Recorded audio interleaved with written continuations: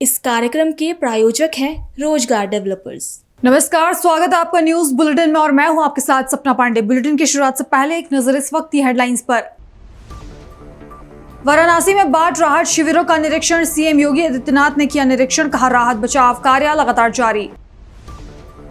वाराणसी दौरे पर सीएम योगी आदित्यनाथ ने किया जनता दर्शन, कई लोगों की सीएम योगी ने सुनी समस्याएं। उत्तराखंड के खिलाड़ियों पर हुई धन वर्षा, पदक विजेताओं को सीएम धामी ने दी धनराशि, 15 करोड़ 69 लाख रुपए किए गए खिलाड़ियों को वितरित।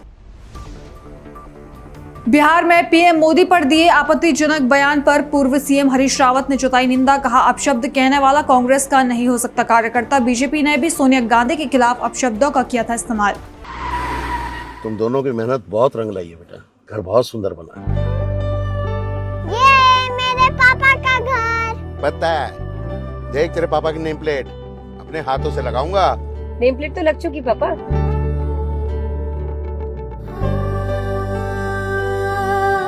असल मेहनत तो आपने किया पापा, मुझे इस काबिल बनाने के लिए। वो जिंदगी भर किराए के मकान में रहे, लेकिन तो आज ये घर मेरा नहीं, ये है मेरे पापा का घर।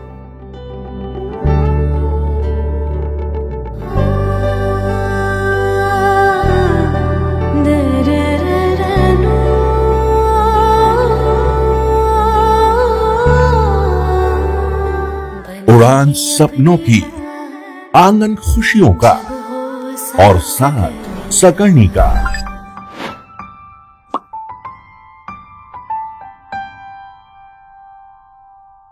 साठ वर्षों से आपके साथ मनोरंजन और संस्कार का संगम, जाह्नवी मैगजीन।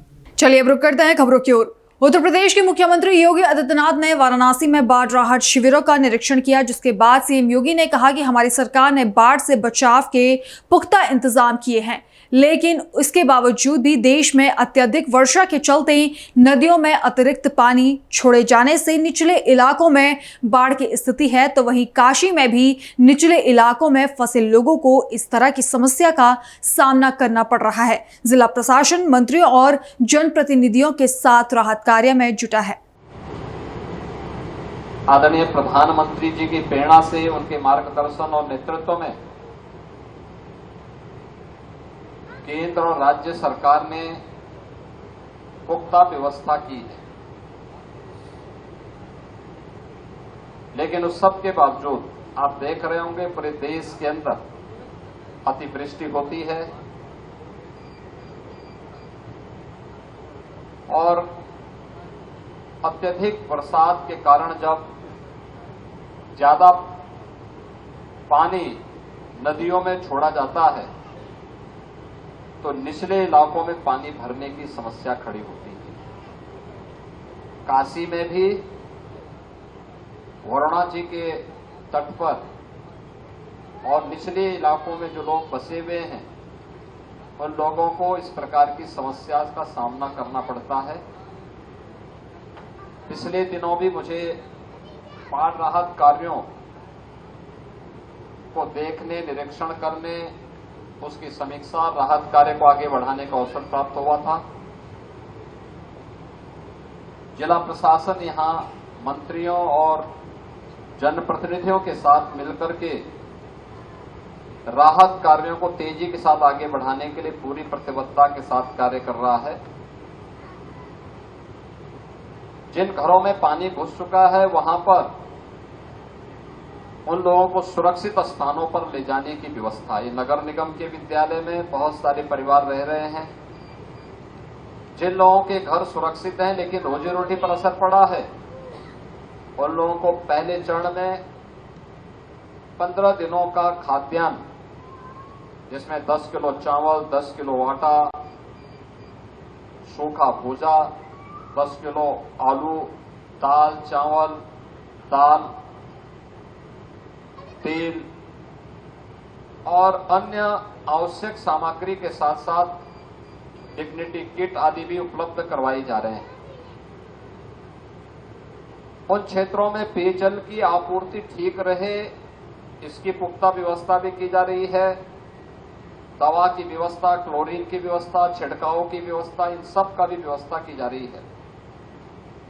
अगर नदी में किसी का घर विलीन हो जा रहा है तो उसे एक आवास उपलब्ध करवाने की व्यवस्था, जनहानि पर या सर्पदंश के कारण किसी व्यक्ति की मृत्यु होती है तो परिवारजनों को तत्काल 4 लाख रुपए की सहायता, वन्य जीव और मानव संघर्ष में अगर कोई व्यक्ति मृत्यु को प्राप्त हो जाता है या गंभीर रूप से घायल होता है तो उस परिवार को भी 4 लाख रुपए की सहायता से आच्छादित किया जा रहा है। हर प्रकार की सहायता सरकार उपलब्ध करा रही है और काशी के अंदर आदरणीय प्रधानमंत्री जी के मार्गदर्शन में, नेतृत्व में यहाँ पर राहत कार्यों को युद्ध स्तर पर आगे बढ़ाया जा रहा है। इधर लगातार गंगा जी का जलस्तर नीचे की ओर है और हम विश्वास करते हैं कि अगले 2-3 दिन के अंदर और भी राहत मिलेगी। लेकिन हर पीड़ित के साथ आदरणीय प्रधानमंत्री जी का, केंद्र और राज्य सरकार का पूरा सहयोग है। हम सबकी पूरी सहानुभूति, पूरा सहयोग आप सभी बाढ़ से प्रभावित परिवारजनों के प्रति है।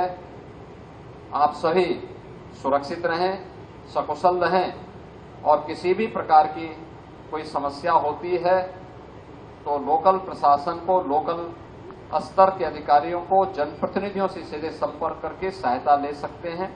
उत्तर प्रदेश के सीएम योगी आदित्यनाथ ने वाराणसी दौरे के दौरान जनता दर्शन किया, जहां सीएम योगी ने लोगों की समस्याओं को सुनकर कई समस्याओं का मौके पर ही समाधान किया। साथ ही सीएम योगी ने अधिकारियों को भी अन्य समस्याओं के समाधान के लिए निर्देश दिए। देहरादून में हॉकी के जादूगर मेजर ध्यानचंद की जयंती पर राष्ट्रीय खेल दिवस के उपलक्ष्य में उत्तराखंड के खिलाड़ियों पर जमकर धनवर्षा हुई, जहां परेड ग्राउंड के मल्टीपर्पज हॉल में आयोजित समारोह में मुख्यमंत्री पुष्कर सिंह धामी और खेल मंत्री रेखा आर्या ने पदक विजेताओं को नगद इनाम धनराशि वितरित की। इस अवसर पर विभिन्न अंतर्राष्ट्रीय प्रतियोगिताओं के पदक विजेता को कुल मिलाकर 15 करोड़ 69 लाख रुपए से ज्यादा की धनराशि वितरित की गई। खिलाड़ियों के साथ कुल 320 खेल प्रशिक्षकों को भी इनामी धनराशि दी गई। खेल मंत्री रेखा आर्या ने पदक विजेता खिलाड़ियों से कहा कि वह अपने प्रदर्शन से प्रदेश के हजारों युवाओं के लिए आदर्श बन चुके हैं और नए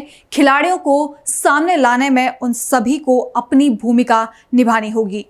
सर्वप्रथम बहुत ऐतिहासिक दिन है सभी खेल प्रेमियों के लिए भी, सभी खिलाड़ियों के लिए भी और खेल के क्षेत्र को जितने हमारे युवा साथी सपोर्ट करते हैं उन सबका विशेष दिन है, यानी कि राष्ट्रीय खेल दिवस है।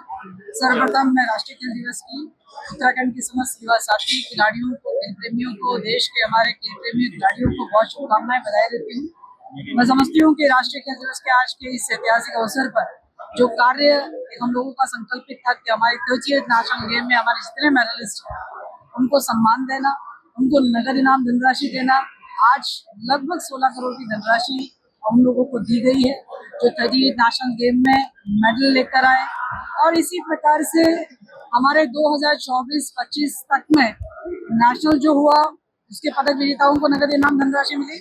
इसके अलावा जो अन्य अंतर्राष्ट्रीय प्रतियोगिताएं हैं उसके भी हमारे जो मेडलिस्ट हैं, चाहे वो वेटरन मास्टर प्रतियोगिता रही हो, सिविल सर्विसेज की प्रतियोगिता रही हो, अखिल भारतीय विश्वविद्यालय खेल प्रतियोगिता रही हो या हमारी अंतर्राष्ट्रीय प्रतियोगिता रही हो, सबके पदक विजेताओं को आज सम्मानित किया गया है, उनको नगद इनाम धनराशि दी गई है। इसके साथ ही आज हमारे उद्यमान के खिलाड़ी हैं, हमारे प्रोत्साहन के खिलाड़ी हैं जिसमें 8 से 14 और 14 से 20 वर्ष तक के बच्चे हैं, उनको भी 3 माह की जो है वो धनराशि चाहे प्रोत्साहन के रूप में हो या स्कॉलरशिप के रूप में हो 5 करोड़ की धनराशि उनके आज डीबीटी की गई है।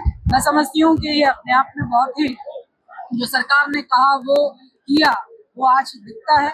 इसके साथ ही जिस प्रकार से माननीय मुख्यमंत्री जी ने 2-3 महत्वपूर्ण घोषणाएं की हैं, उन घोषणाओं में हमारा जो लेगेसी प्लान था जिसमें हमारे इंफ्रास्ट्रक्चर जो 30th नेशनल गेम के लिए हम लोगों ने तैयार करे थे, उसे लेगेसी प्लान का हिस्सा बनाते हुए हर स्पोर्ट्स का अपना एक एकेडमिक डेवलप होगा, इसकी घोषणा माननीय मुख्यमंत्री जी ने की है।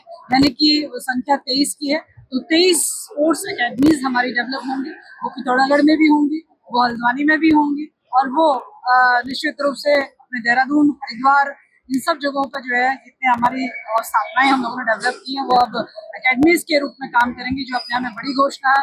इसके साथ ही पवेलियन ग्राउंड का हो या हमारे परेड ग्राउंड का हो, दोनों जगह पर कहीं पर एस्ट्रोटर्फ है, कहीं पर एथलेटिक ट्रैक है, ये दोनों चीजों को किए जाने की माननीय मुख्यमंत्री जी ने घोषणा करी है।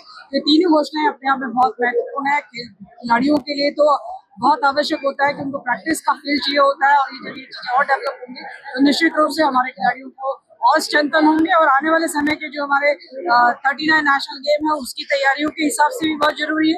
2036 जब ओलंपिक आएगा उनकी तैयारियों के हिसाब से भी संसाधनों की बहुत आवश्यकता रहेगी, जिसकी लगातार हम लोगों की तैयारी चल रही है।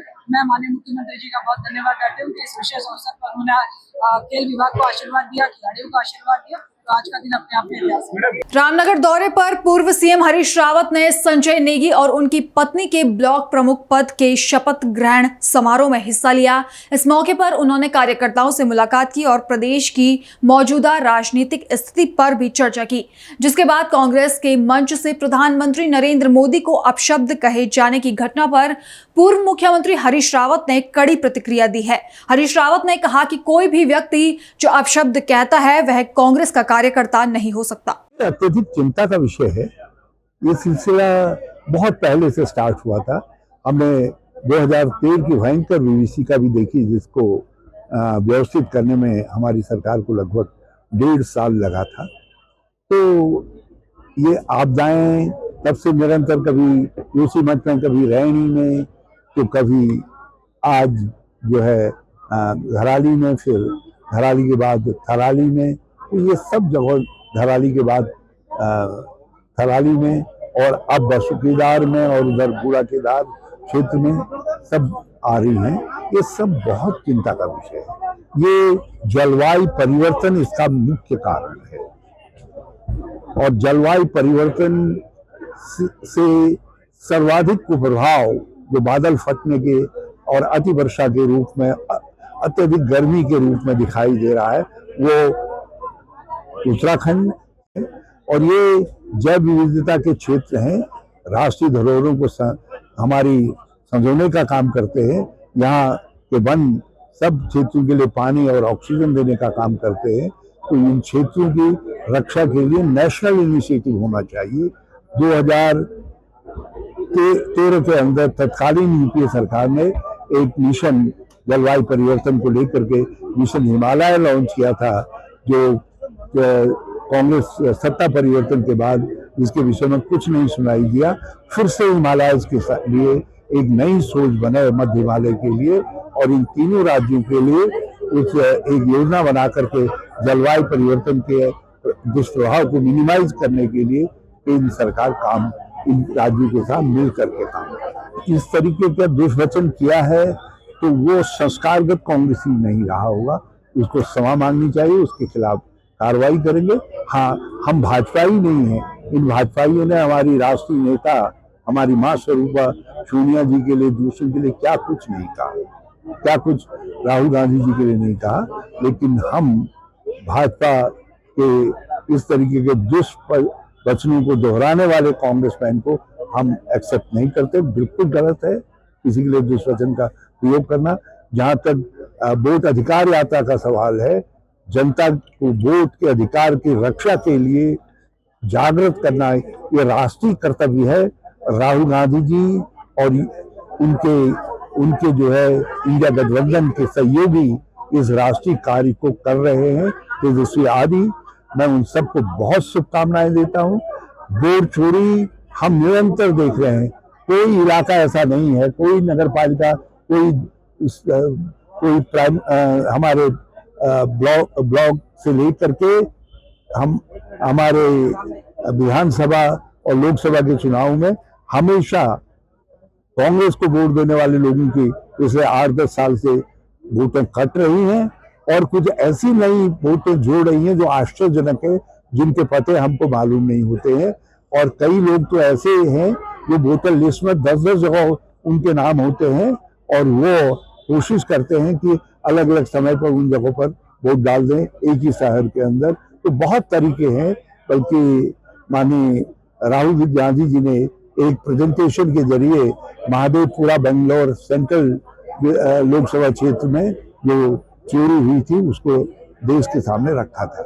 उस संघर्ष से तब करके निकले तो उनको साबिती देने के लिए आना, उनको और मंजू नेगी को मेरा कर्तव्य था। मैं अपने भावनात्मक कर्तव्य की पूर्ति के लिए आया हूँ। और फिर संजय नेगी तो कांग्रेस पृष्ठभूमि के हैं और आगे की तरफ भी वो कांग्रेस की तरफ ही देखने वाले व्यक्ति है, तो मेरा आना तो स्वाभाविक है। तो भाजपा के महापाप को, ये महापाप है, किस तरीके से लूट खसोट के पैसे को लूट करके लेना, दबाव में लेना, जन लेना, एक अवैध उगाही करना, ये सब का भंडाफोड़ किया है उन्होंने कहा मैं मुझसे ये करवाया गया।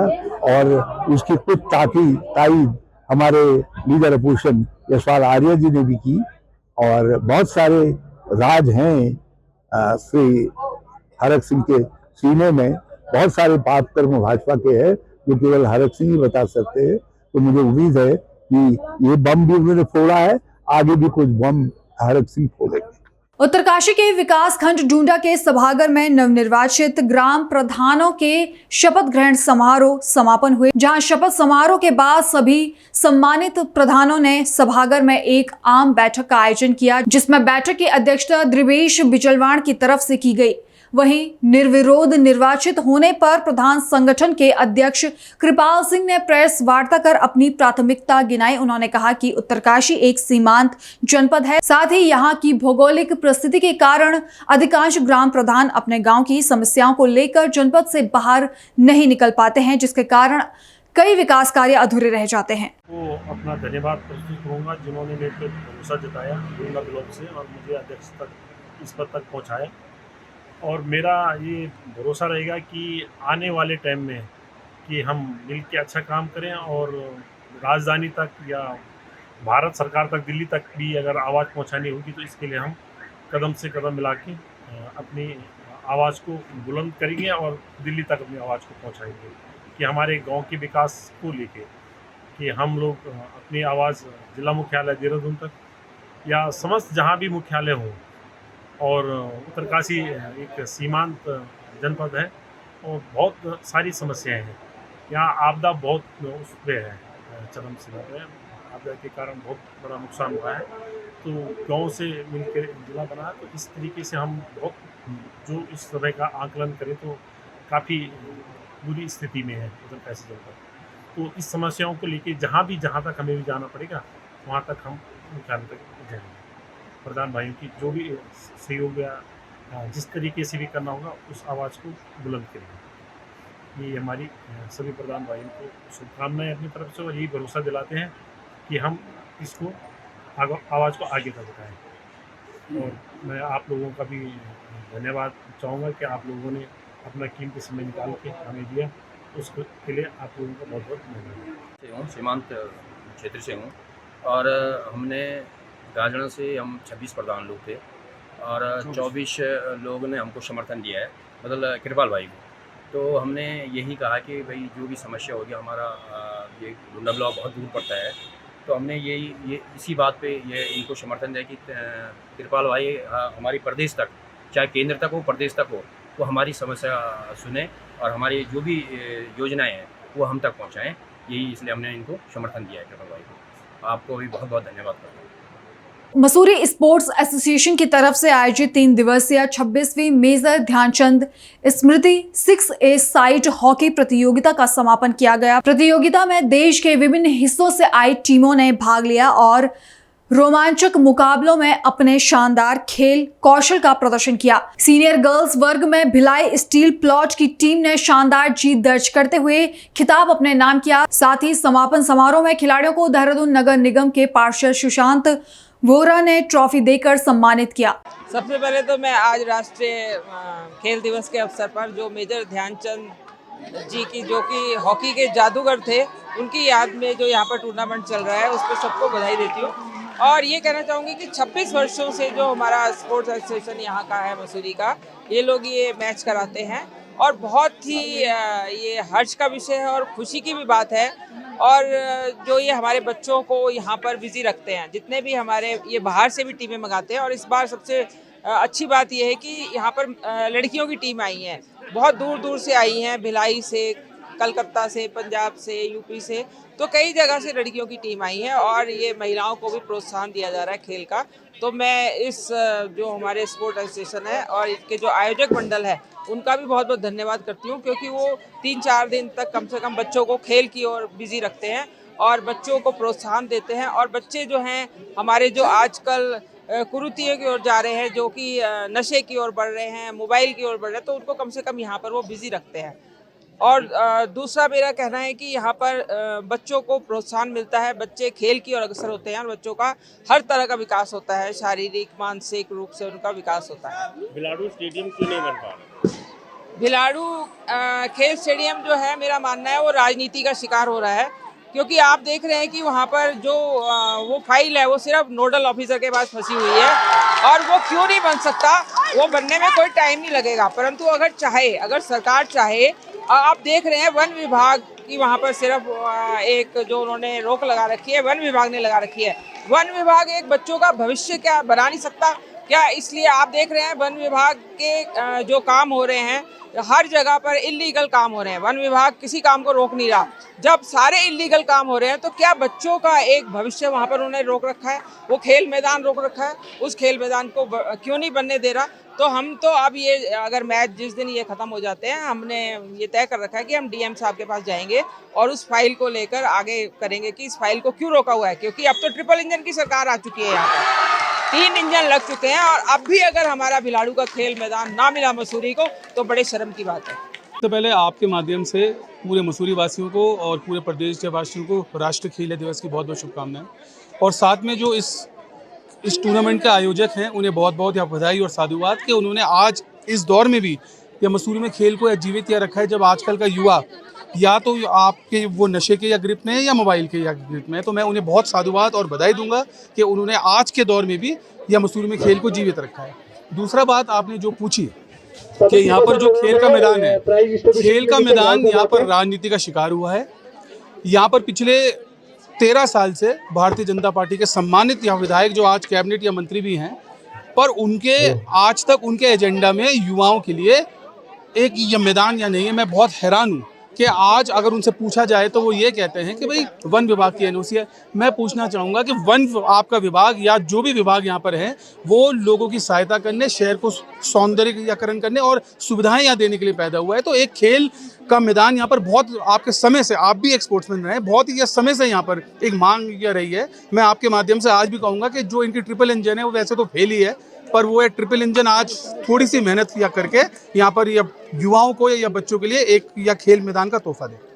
3 दिवसीय खेल 6 साइड हॉकी प्रतियोगिता मेजर ध्यानचंद की स्मृति में पिछले 26 सालों से लगातार आयोजित हो रही है और इस वर्ष ये 26वीं प्रतियोगिता है। इसमें 4 ग्रुपों में इस साल हम ये प्रतियोगिता करवाई है।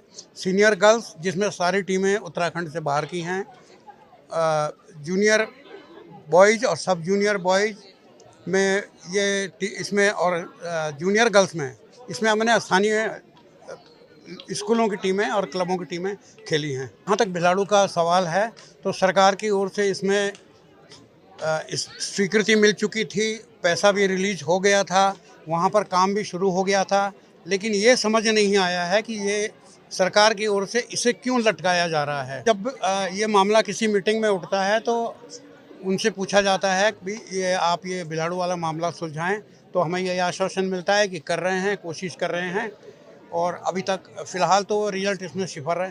ये एक बहुत ही अच्छी कोशिश है, मैं समझता हूँ मसूरी एसोसिएशन की, स्पोर्ट एसोसिएशन की। वो लगातार 26 सालों से आपके टूर्नामेंट करा रहे हैं जो कि मेजर ध्यानचंद जी को समर्पित है और ये बच्चों को कहीं ना कहीं मोटिवेशन भी करता है आपके खेल के प्रति। और हॉकी एक हमारा नेशनल स्पोर्ट्स है और उसके लिए एक नेशनल स्पोर्ट्स के लिए आप मतलब इतना वो कर रहे हैं वो लोग, मैं समझता हूँ बहुत बड़ी बात है ये मसूरी वासियों के लिए भी, बच्चों के लिए भी और सभी नागरिकों के लिए भी। एक बहुत ही बड़ा मुद्दा है मैं समझता हूँ, क्योंकि एक कहीं ना कहीं खेल के मसूरी एक हमेशा से एक स्पोर्ट्स के प्रति यहाँ पर जितने भी युवा हमारे हैं, स्कूल्स हैं, इनका एक हमेशा से एक पैशन रहा है कि अब स्पोर्ट्स में, लेकिन उनके लिए एक मैदान न देकर मैं समझता हूँ कि ये उनके साथ छल किया जा रहा है मसूरी की जनता के साथ भी, युवाओं के साथ भी और स्पोर्ट्समैन के साथ भी। हम इसको आप लेकर उठे मुद्दा बनाएंगे और जब हम मान लिया हम कल चुनकर आती है हमारी सरकार बनती है तो अपनी सरकार से भी लड़ेंगे कि भाई मसूरी में एक आपके खेल मैदान का दिया जाए मसूरी वासियों को और जिसमें वो खेल सकें बच्चों को और बच्चे आगे बढ़ सकें। मसूरी में विधिक जागरूकता शिविर का आयोजित किया गया। इस अवसर पर मुख्य अतिथि के रूप में मसूरी के सिविल जज मनोज सिंह राणा उपस्थित रहे, जिनका स्वागत अनिरुद्ध चौधरी ने पुष्पगुच्छ भेंटकर किया। इस जागरूकता शिविर का मूल उद्देश्य आम जनता, विशेषकर समाज के वंचित और कमजोर वर्गों को उनके कानूनी अधिकारों, सरकारी योजनाओं और न्याय पाने के विकल्पों के प्रति सजग करना था। साथ ही यह भी बताया गया कि कैसे पात्र व्यक्तियों को निःशुल्क और सक्षम कानूनी सहायता दी जाती है, जिसके बाद सिविल जज मनोज राणा ने कहा कि जनता को समयबद्ध सेवाएं मिलना उनका अधिकार है। देखिए, ये सब जो शिविर हम आयोजित करते हैं बेसिकली क्योंकि तहसील विधिक सेवा समिति तहसील स्तर पर, जिसका मैं यहाँ पर अध्यक्ष हूँ, और जो ऑनरेबल नालसा की जो स्कीम्स होती हैं उन स्कीम्स के बारे में पब्लिक के बीच में जाके, और जो गवर्नमेंट के जो इस्टेब्लिशमेंट होते हैं उनमें जाके एक लीगल अवेयरनेस कैंप जो ऑर्गेनाइज करते हैं, उसमें उन स्कीम्स के बारे में और जनरली आम पब्लिक को लीगली उनके राइट्स के बारे में, उनके ड्यूटीज़ के बारे में अवेयर करते हैं और साथ साथ में इनकरेज करते हैं। ये एक तरीके से आप कहिए कि ये एग्जीक्यूटिव के बीच में और पब्लिक के बीच में एक ब्रिज का काम करते हैं, ताकि लोगों को उनके राइट्स के बारे में जागरूक किया जा सके, उनको अवेयर किया जा सके। ये ऐसा है कि निःशुल्क विधिक सहायता ये एक तरीके का उन सभी लोगों का अधिकार है जिनकी इनकम जो है वो सालाना 3 लाख रुपए से कम है। तो अगर किसी भी व्यक्ति की अगर कीमत अगर इनकम साल के 3 लाख रुपए से कम है, तो अगर कल को किसी भी तरीके का केस में वो अपना अगर पक्ष रखना चाहता है मुकदमे में, तो उसको निःशुल्क विधिक सहायता दी जाएगी। उसके लिए उसको एप्लीकेशन मूव करना पड़ता है ऑनरेबल DLSA में, जिला विधिक सेवा प्राधिकरण में, और वहाँ पर अगर वो उस चीज़ के लिए अगर एलिजिबल अगर पाया जाता है तो वो उसके एप्लीकेशन अलाउ होकर उसको फ्री लीगल एड मिलेगा, उसको निःशुल्क जो है वो अधिवक्ता उपलब्ध करवाए जाते हैं, और किसी तरीके का कोई फीस उससे उस मुकदमे में उसका पक्ष रखने के लिए लिया नहीं जाता है। तो इसके लिए एप्लीकेशन मूव कर सकता है वो। नालसा नंबर भी है, और बच्चों के ड्रग्स से रिलेटेड बहुत सारी स्कीम्स हैं, उनको रिहैब करने के लिए भी स्कीम्स हैं, और इसके अलावा मैंने जैसे भी बताया था समाज स्कीम है 2025 में जो अभी चल रही है, जो ट्राइबल एरिया में जो है वो आउटरीच हो, सिस्टम की वहाँ तक पहुँच हो या उनके सिस्टम तक पहुँच हो। तो इस तरीके की कई सारी स्कीम्स हैं जो हर साल अलग अलग स्कीम्स आती रहती है। हम उन्हीं स्कीम्स के बारे में लोगों को अवेयर करते हैं और डिपार्टमेंट्स में जाके, क्योंकि नगर पालिका बेसिकली क्या है कि मैंने कहा कि ये एक तरीके से आप समझिए क्योंकि पब्लिक से चुने हुए लोग आते हैं, और नगर पालिका में जो पार्षद वगैरह जो भी हैं, और क्योंकि पब्लिक को रिप्रेजेंट करते हैं, तो जो आम जन की जो समस्याएं हैं, और वो लोग बेहतर तरीके से इसको पब्लिक के बीच में ज़्यादा बेहतर तरीके से फैला सकते हैं। वो जो लीगल अवेयरनेस कैंप है उसमें क्या क्या चर्चाएं हुई हैं, तो लोग अगर अपने क्षेत्र में जाके अगर कहेंगे तो पब्लिक को भी उसका बेनिफिट होगा। सारे रिफॉर्म्स हैं इसमें। बेसिकली अभी तो ऑनरेबल सुप्रीम कोर्ट ने 5+0 का टारगेट रखा है, जिसमें 5 साल से पुराना कोई मुकदमा कोर्ट पे पेंडिंग नहीं रहना चाहिए। मुकदमे पेंडिंग होने के कई सारे रीजंस होते हैं,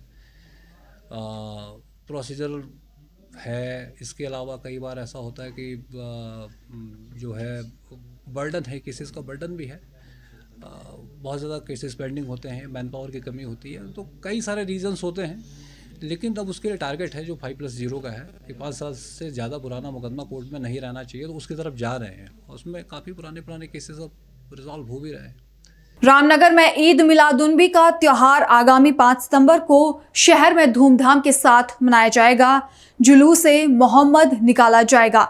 जामा मस्जिद इंतजामिया कमेटी के कार्यवाहक ने समाज के लोगों के सौहार्दपूर्ण माहौल में भाईचारे के साथ ईद का पर्व मनाने की अपील की है। साथ ही उन्होंने कहा कि जुलूस में जो लोग अपनी अपनी गाड़ियों से शिरकत करेंगे, वह लोग जामा मस्जिद इंतजामिया कमेटी से गाड़ियों की परमिशन के लिए संपर्क कर लें। तो वहीं मौलाना अफजल मोइन ने कहा कि 12 रबीउल अव्वल का दिन मुसलमानों के लिए खास दिन है। 12 रबीउल अव्वल शरीफ हमारे लिए बहुत ही सआदतमंदी वाला दिन है। इस दिन मेरे आका अलैहिस्सलाम इस खारगाह गेती पर तशरीफ़ लाए, अमन व सुकून का पैगाम लेकर आए। और ये जो आने वाला 12 रबीउल अव्वल है, 1500 साला जश्न विलादत मुकम्मल हो रहा है।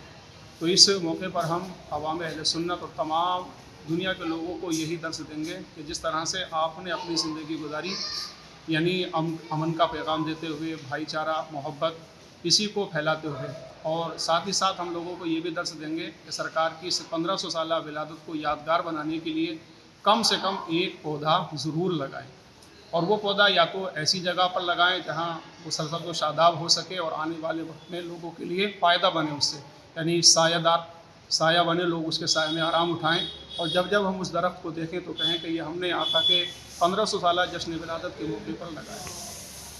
हापुड़ के थाना नगर कोतवाली क्षेत्र में करीब 10 वर्षों से सड़क टूटी हुई है, जिसके चलते आए दिन लोगों को परेशानियों का सामना करना पड़ रहा है। इतना ही नहीं, सड़क खराब होने के चलते जल भराव की समस्या से लोग परेशान हो चुके हैं। साथ ही जल भराव की समस्या के चलते छोटे बच्चों का स्कूल आना जाना भी मुश्किल हो रहा है, जिसके बाद लोगों ने इकट्ठा होकर डीएम से मुलाकात कर उन्हें समस्या के बारे में अवगत करवाया, जिसके बाद लोगों का कहना है कि कई बार नगर पालिका और संबंधित अधिकारियों को मामले से अवगत कराया जा चुका है, लेकिन अभी तक कोई सुनवाई नहीं हो पाई है। फिलहाल बुलेटिन में इतना ही। देश और दुनिया की बाकी तमाम खबरें देखने के लिए बने रहिए पल्स 24 न्यूज के साथ। नमस्कार। क्या नाम है? मैं संजय कुमार, वार्ड 12 से जनप्रतिनिधि। क्या मामला है? मामला ये है, हमारा एक चावंड वाला रास्ता है जो पिछले 8 से 10 सालों से टूटा हुआ पड़ा हुआ है। उसके लिए हम नगर पालिका में भी कई बार एप्लीकेशन दे चुके हैं, डीएम साहब के यहाँ भी दे चुके हैं, चेयरमैन साहब के यहाँ भी दे चुके हैं। जनता इतनी परेशान है कि आए दिन सीधा घर पे पहुँच जाती है। घर पे पहुँचने चेयरमैन मेंबर साहब चलो क्या हो रहा है इस रास्ते का, कहीं रास्ते में रोक लेती हैं, दुनिया भर की हमें गाली मिल रही है। और जो रास्ता टूटा हुआ है उस पे 2 मंदिर हैं और कम से कम 8 स्कूलों के बच्चे वहाँ से निकलते हैं और आए दिन वहाँ कोई ना कोई बच्चा फिसल के गिर जाता है। बेचारा अपनी ड्रेस को लेके सीधा घर जाता है, उसकी एब्सेंट भी लग जाती है। तो लोग इतने परेशान हैं बहुत ज़्यादा। नगर पालिका चेयरमैन का क्या कहना है? नगर पालिका चेयरमैन साहब का ये कहना है कि हाँ काम चल रहा है, करवाते हमेशा जब भी मिला है आश्वासन मिला है। काम चल रहा है क्या?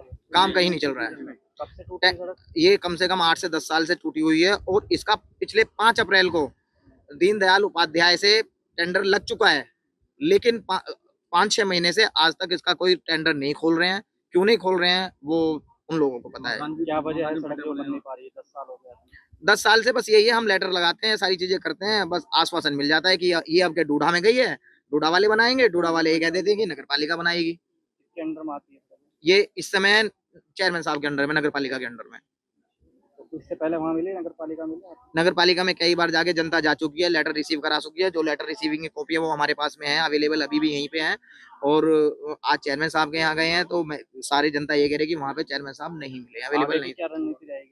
आगे की रणनीति है, हमें उम्मीद है कि इस दर से डीएम साहब के यहाँ से आज तक कोई खाली नहीं गया जब से ये डीएम साहब आए हैं, तो शायद हमें कहीं और जाने की नौबत ना मिले आए। क्या नाम है? जी मेरा नाम ममता देवी है। कौन से मोहल्ले से आए? क्या मामला? हम हापुड़ शिवगढ़ी से आए हैं, चावंड वाले मोहल्ले से। हमारे डीएम साहब से अनुरोध है कि हमारा खड़ंजा तत्काल बना दिया जाए। हम इतने परेशान हैं, हमारे बच्चे स्कूल जाते हैं, वापसी आते हैं ड्रेस से गंदे होके, और जो है बुजुर्ग गिरते हैं, हाथ पैर टूट जाए। एक बुजुर्ग तो गिर के डेथ हो गई वहाँ पे। कब से समस्या बनी हुई है? हमारे तो 15 साल हो गए। क्यों नहीं हो पा रहा, क्या कारण है? सर जी हम एप्लीकेशन लगाते हैं, हमारे कहीं सुनवाई नहीं हो रही, हम बहुत ज्यादा परेशान है। चेयरमैन का क्या कहना है? चेयरमैन साहब के पास गए, वहाँ पे कभी मिलते नहीं है, कभी कहीं जाते हैं, कभी दिल्ली बता दे, कभी कहीं बता देते हैं। आज भी गए हैं, वहाँ पे नहीं मिले हमको। तुम दोनों की मेहनत बहुत रंग लाई है बेटा, घर बहुत सुंदर बना है। ये मेरे पापा का घर। पता है, देख तेरे पापा की नेम प्लेट अपने हाथों से लगाऊंगा। नेम प्लेट तो लग चुकी पापा।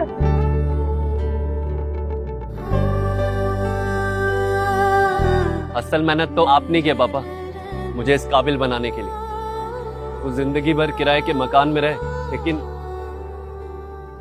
आज ये घर मेरा नहीं, ये है मेरे पापा का घर।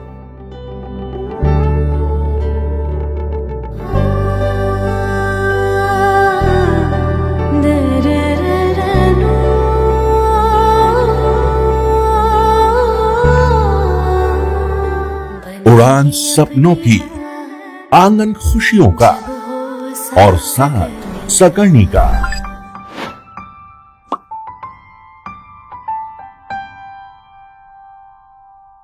60 वर्षों से आपके साथ मनोरंजन और संस्कार का संगम, जाह्नवी मैगजीन।